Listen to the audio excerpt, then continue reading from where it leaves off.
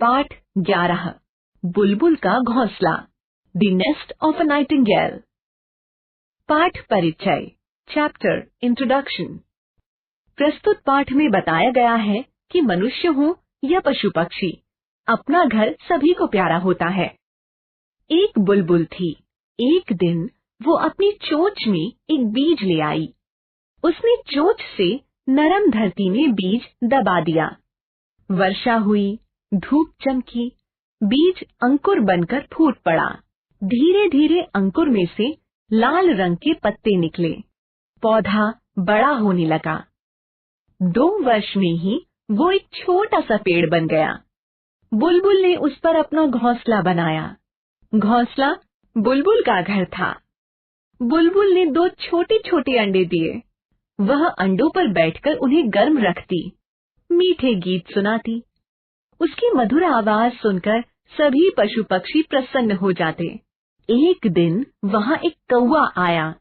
वो काव काव करता हुआ बोला, बुलबुल, यह पेड़ मेरा है, यह घोंसला भी मेरा है, तुम यहाँ से चली जाओ।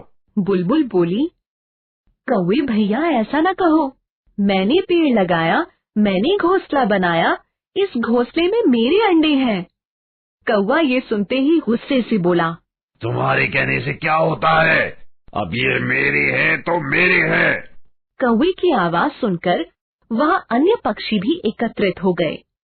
एक हंस भी उनकी बातें सुन रहा था।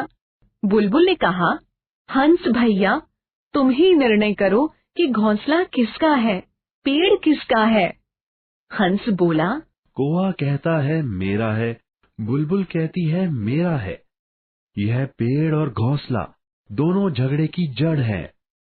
इस पेड़ को कटवा दो और घोंसले को तोड़ दो।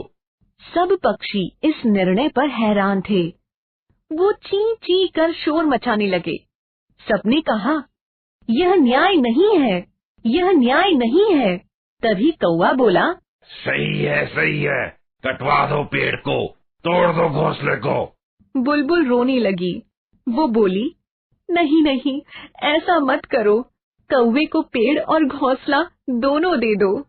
मैं अपने अंडे लेकर कहीं और चली जाऊंगी। हंस चुपचाप बुलबुल और कौवे की बातें सुन रहा था। वह बोला, घोंसला और पेड़ दोनों ही बुलबुल के हैं, कोई के नहीं। जो घर बनाता है वह उसे कभी नहीं उजाड़ता, जो पेड़ लगाता है उसे कभी नहीं काटता। सभी पक्षियों ने कौवे को चोंच मार मार कर वहां से भगा दिया।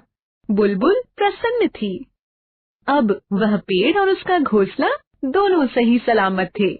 शब्द भंडार वोकैबुलरी: नरम, मुलायम, सॉफ्ट, प्रसन्न, खुश, हैप्पी, निर्णय, फैसला, डिसीजन, हैरान, आश्चर्यचकित, सरप्राइज्ड, उजाड़ना, बर्बाद करना, टू डिस्ट्रॉय, अंकुर, बीज से निकला पेड़ पौधों का प्रारंभिक रूप, स्प्राउट, शूट, मधुर, मीठी, स्वीट, एकत्रित, इकट्ठा होना, गैदर्ड, जड़, कारण, कॉज, न्याय, इंसाफ, जस्टिस, सलामत, सुरक्षित, सेफ।